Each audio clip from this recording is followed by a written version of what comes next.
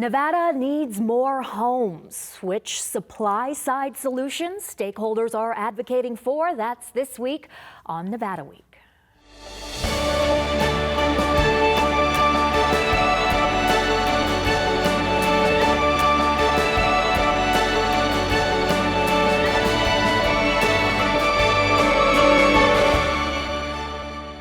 Support for Nevada Week is provided by Senator William H. Hernstedt.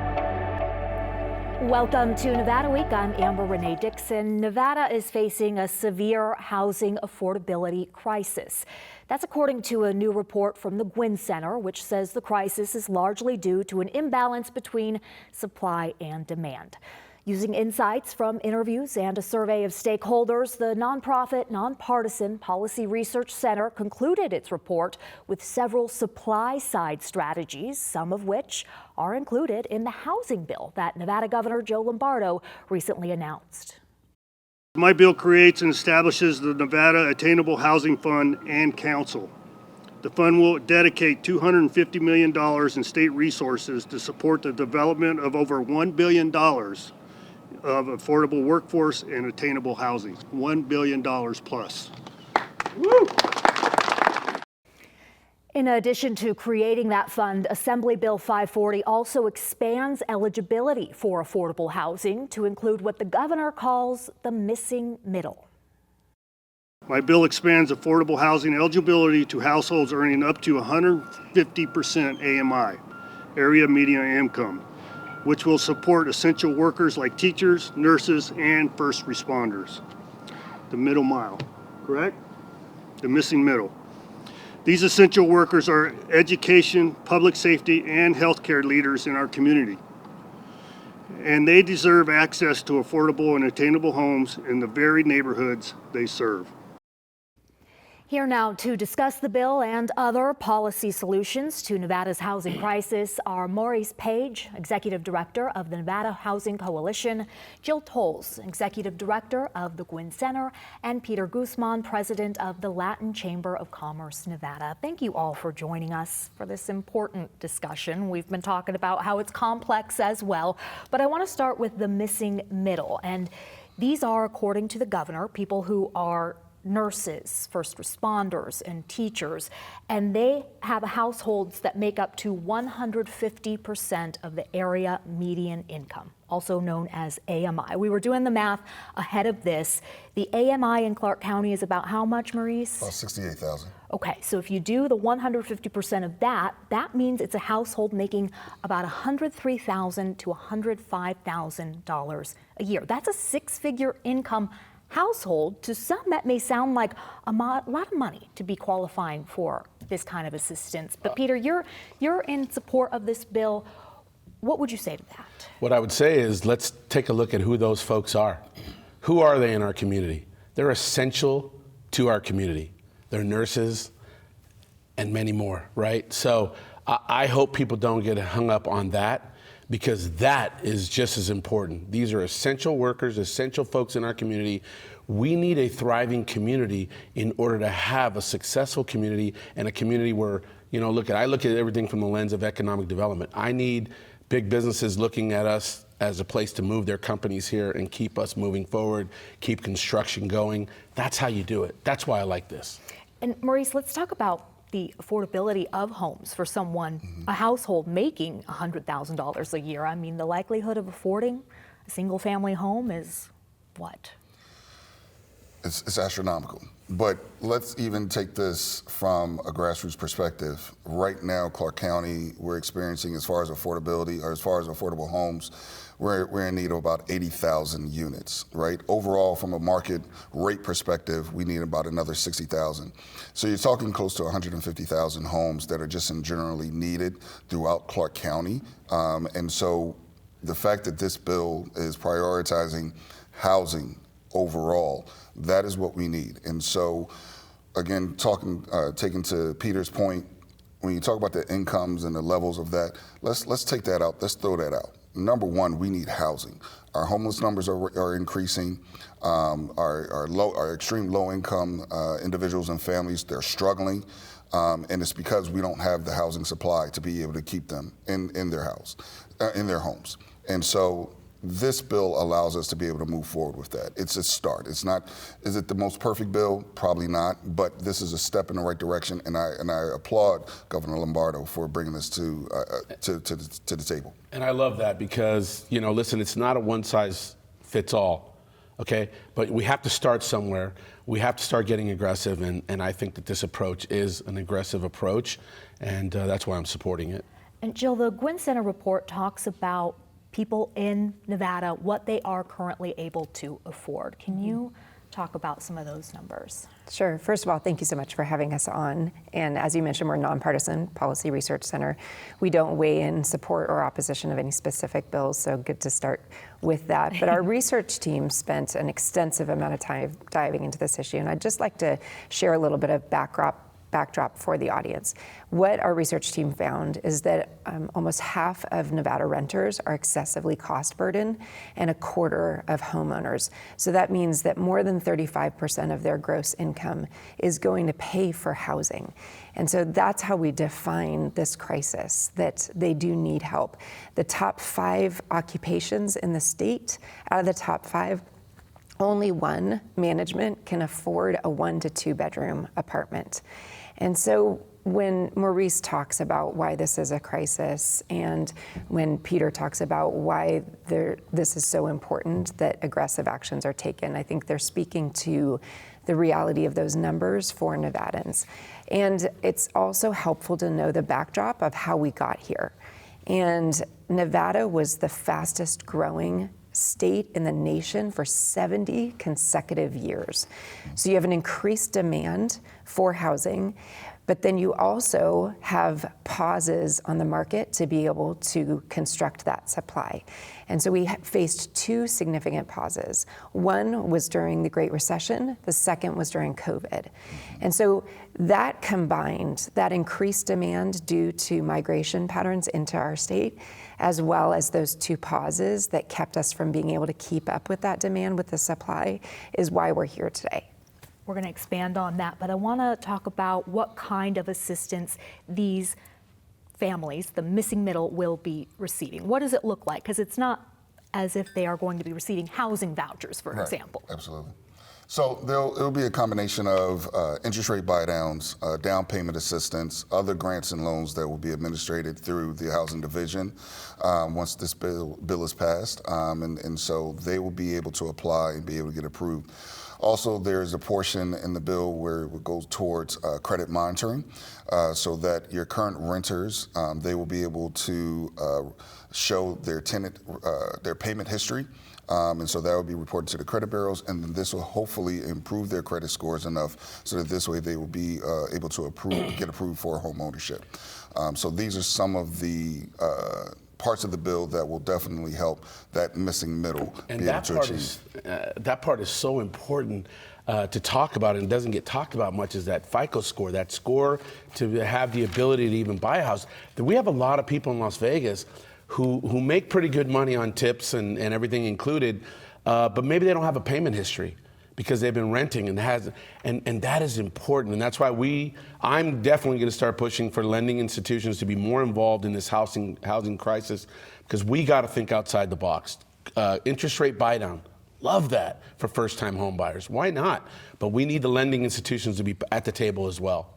So the governor has his definition of the missing middle, but then Jill, the Gwynn Center report has its own definition, the missing middle housing. What is that a reference to?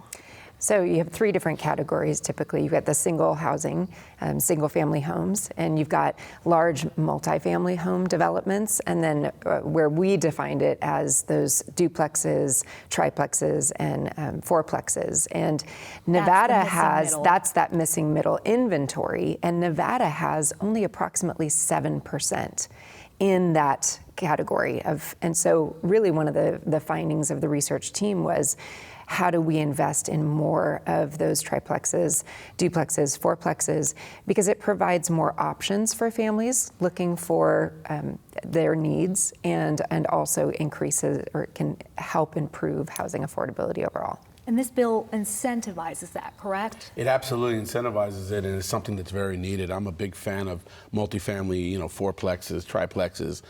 You see those a lot on the East Coast, and they're great products. Yeah, and according to the report, there are some developers who face some trouble when they want to build multifamily housing. They've reported that. What would be the reason behind that, Maurice? Well, that's the cause of your lumber costs, right? Has skyrocketed. The lack of experience from around our labor force, right? And so you don't have, that's not being built out here, and so within our state, and so we have to continue to build on that. And so when you have those two combinations, it makes it very difficult for us to be able to expand.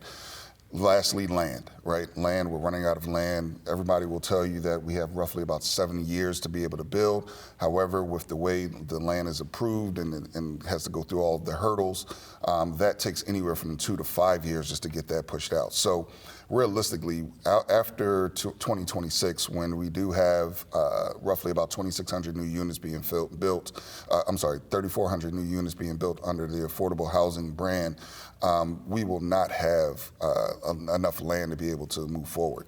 So with that being said, if we are able to create more land, create more infrastructure, that'll be able to provide our developers more opportunities to definitely build. We also have to look at and examine our zoning and density because we have to look at what we want to do with infill. Infill is where we're going to be able to build out our townhomes, our condos, our duplexes, things of that nature. We have to take opportunities or look at those opportunities as well. This will also give opportunities or another opportunity for our smaller to moderate sized developers and general contractors to be able to build their portfolio. I do not believe zoning is a part of this bill, correct? It is not. It is not. But the federal land aspect. It is. And your local municipalities are getting very aggressive trying to change their zoning because they realize, Maryland Commissioner Kirkpatrick was on these calls on this housing thing, and we talked about zoning all the time. And I love talking about the land issue because it is an issue, and some people try to minimize it, but look around, right? The federal government owns over 80% of our state. We need that sped up, and we need projects happening on this land. There's a reason that in a time where there's more partisanship than ever before, you saw Congresswoman Susie Lee join Governor Lombardo and said, hey, I want to help. I want to get this land released as quickly as we possibly can. There's a reason. This is a real crisis. Yeah, and I believe that was actually the top policy proposal from Gwynn Center, at least the first one you listed. Sure. But how much can the state really do? So they do need to work in a collaborative way with our federal delegation to attain more of that federal land. As Peter said, 84% of Nevada is federal land. And there's not only getting that, but also being creative with long-term land leases as an option. Getting very creative. And it is a part of this bill, though. Yes. And there's nothing wrong with private-public partnerships. And we got to unleash that, where we have these zones on this land where developers can come in and develop it and really develop it. Developers are our friends. We need construction. That has ramifications beyond housing, right? When guys are working, they're spending in our community. So it's all economic development. Whether you call it affordable housing, attainable housing, it's all economic development. But the thing we have to definitely look at once this land is opened up is infrastructure, right? You talk about, building out roads, utilities, bringing hospitals, things of that nature. And again, to your point, it is economic development, but we also have to figure out how do we do that? Where's the funding going to come from to be able to build that out, right? And so because we have new communities as it stands right now, where we have transportation that can't even reach it. So when you talk about, when we build and when we have these opportunities, are we going to be able to also allow folks to be able to get back and forth to work? Or because with that, the cost is still going to be magnified because they have to look at other ways to be able to afford. So on that, again, I go back to this bill being creative. We got to get creative with our tax policy. We got to incentivize, and incentivize. Jill, what about the tax aspect is your report suggesting be further studied? Right. So definitely looking at tax credits and the ways to utilize those. I mean, you have two approaches. You can incentivize or you can mandate. And I think incentivizing is a little bit more popular. Who wants to talk about mandating? No? But taking advantage of all the levers that you have available to you is certainly something that's worth pursuing.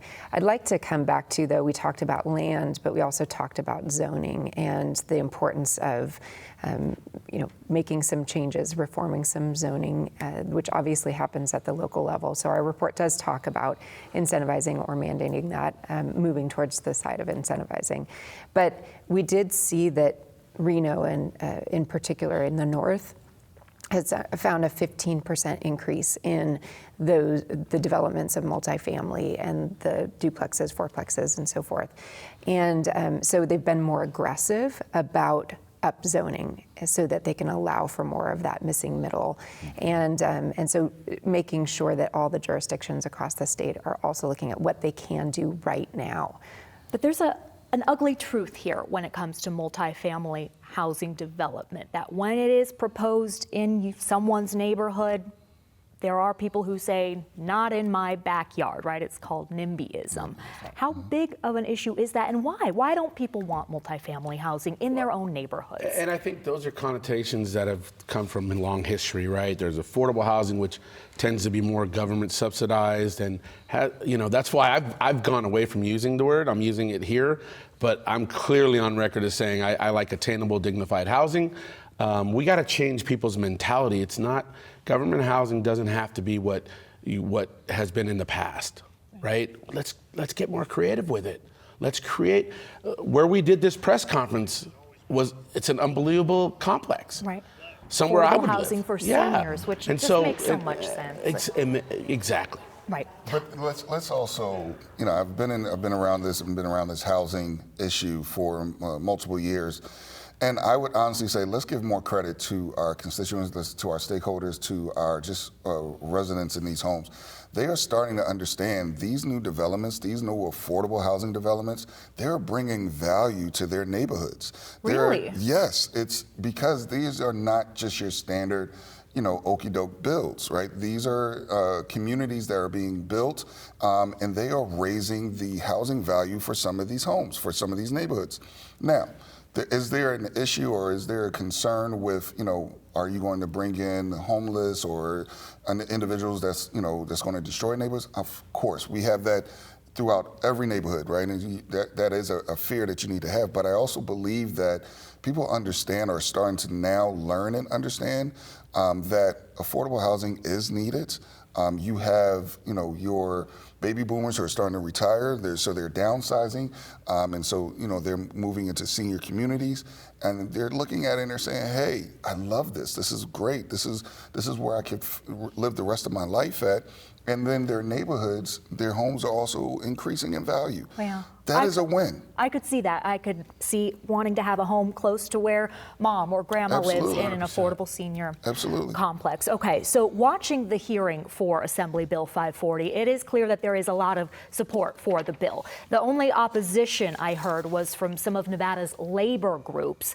The Northern Nevada Central Labor Council was among them, so let's listen to what its president had to say. We agree that housing is a crisis in our state, but AB 540 is not the solution. In fact, it does real harm to the very workers who keep this state running. This bill exempts publicly funded housing projects from prevailing wage laws. That means developers can pay construction workers far below the wages they'd earn on any other public job, even though these projects are being funded with $200 million in taxpayer dollars. You cannot say you're building housing for essential workers while undermining the wages of the essential workers who build it. Okay, so prevailing wage rates have to be paid on Nevada Public Works construction projects. Prevailing wage, please correct me if I'm wrong, it's a minimum hourly rate and then benefits on top of that, determined by the job, the specific task, and by the region. So how do you justify not paying a prevailing wage for what is a public project? Peter, this one's for you. Well, listen, I think that this is a work in progress. Listen, at that press conference, you saw Governor Lombardo. Who was standing behind him? Labor union. So more to come. I know there's discussions going on, and maybe there's going to be compromises and a way to figure this out. That's what we're in the process of doing now. But what I will say is, I've never heard of housing developments being built with prevailing wage. Okay, now obviously this is more using taxpayer money, so I think that needs to be studied, discussed, and come to a compromise, and hopefully that'll happen. But we have to be realistic. I mean, this will add costs to a house, and we got to figure out how we're going to pay for that. Desert Pines, though, is an example of a community where prevailing wage is being utilized. It's not yet finished. Right. Do you want to add to this, Hasn't Maurice? even broke ground. It hasn't broke ground yet. So, but let's be in his bill, and I want to make sure I'm reading this. I want to read this correctly. It is important to note that the exemption is limited and not automatic. Developers can still choose to pay prevailing wage, and in doing so, it earns them preference in funding decisions. So again, prevailing wage, we're not saying it's a bad thing or it's great. The outlook for it, though, is if you're going to include prevailing wage, let's say on market rate, that is just going to limit. We are stuck between a rock and a hard place when it comes to supply and demand, right? The need for housing is unprecedented. We can't pay everybody, and trust me, I want everybody to get paid. I want everybody to be able to earn the maximum amount of money that they can earn, right? We want to be able to do that, but we also understand that in 15 to 20 years, we're going to need almost close to 500,000 units in the state because of our growth. That means we have to continue to build. There's going to have to be some parts where we're not going to be able to pay and be able to do. But again, if we're able to continue with this bill and move forward, we're able to build out, create more jobs, and we're still able to keep the economy moving. And listen, again, I'm glad you read that. Come to the table. Don't blow up the whole thing because of one thing. Come to the table. You saw the labor union standing behind them because they're going to sit down with the governor's office and the governor, and they're going to figure this thing out. That's how we do it. We don't just blow the whole thing up on a great bill because one section doesn't meet something that you like. No, let's get around the table and let's figure this out. And to be fair, some of the union leaders that I spoke with said, you know what, we're neutral right now. We don't want to come on and talk about this because we want to talk with the governor first, and we think that is the best way. That's the key. That's the key. To address this. But let's talk about the construction workforce. Is there a construction workforce here in Nevada that can support all these jobs? And what about the argument that they may not be being paid well enough to want to stay in Nevada? I've talked to union. I was looking at Jill. I'm sorry, Jill. I'm sorry, Jill. Jill, I get too excited, Jill. You know Wait your turn. So thank you for bringing that up, because workforce is a huge finding of our report. And so it's an important one to talk about. And essentially one of the ways to help keep construction costs down is to make sure that we've got a robust workforce that is available, and we don't have to import people in from out of state. But we did look at 3 different possible policy options, one of which did include reciprocity for licensing with other states to fill in where we don't have the workforce available. But I would note that every policy option that we put out in the report also included some pros and cons. And one of the questions was, would that have a disparaging effect on our workforce and on wages here? And so the recommendation was around it could be limited in time, limited by project, and limited by certain licenses where it's desperately needed. But the other 2 pieces that I think are really important that haven't been a part of this discussion so far, and that is recognizing that Nevada is the 2nd worst in the nation with apprenticeships for apprentices for every 1,000 construction workers. And so what we can do to help bolster apprenticeships in our state would really help to, maybe not tomorrow, but help to build that pipeline of the future. And then the second thing is, what can we do to help support our community colleges and career and technical education programs? So we do need to be thinking about this crisis right now, but we also have to have a long-term vision for how we are building out our workforce in order to build these projects. Reciprocity is a part of this bill. What does that mean, Peter? Well, I think it has several definitions, right? What I'm hoping is that it means, fairness, I'm hoping that it means we can get under construction. I know I keep pointing out to that, but I don't want key words or key things to stop us and prevent us from the overall good that this thing can do. Where there's areas where we can fix, let's get together and let's fix it, but let's keep it moving. What does it mean, though, in a basic definition? It's going to allow contractors from out of state to be able to work here? I'm told by union, I reached out to union leaders who I talk to often. They're members of my chamber. They're telling me we have the workforce for construction to do these projects. We know that the last time we were booming in construction, we had 9 to 11 cranes up. Right now we have 2 or 3 at best. So that means there's men and women that are not working right now. They're ready to go to work. Okay. Last question. This is for you, Maurice. We talked about tariffs. What kind of threat do they pose to all of this work we're talking about? Well, it's going to be detrimental to our economy. Number one, I spoke to developers, to our construction workers, and what they're telling us is that they get majority of their lumber and materials from out of the country, from Canada of sorts, and so if they have to take on those costs, it's going to hurt us. It's going to hurt our market. It is going to slow down development.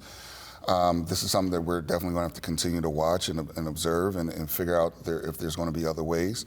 And again, another comment that was made was that although that we can purchase this inside the United States, they don't manufacture it at a high rate, which means they're still developing their formations to be able to get the materials out. And so we don't have the capacity to be able to buy enough to be able to continue to build out. So with the tariffs is going to be definitely an issue that we're going to have to continue to monitor and continue to see what we can do to overcome these obstacles. Does anyone want to respond? For me, it means that we better start manufacturing in this country. We need to unleash manufacturing. If you're not manufacturing, you're not existing in my mind. We need to manufacture in this great country. Thank you all for joining us, and thank you for watching. For any of the resources discussed, go to vegaspbs.org/Nevada Week, and I'll see you next week on Nevada Week.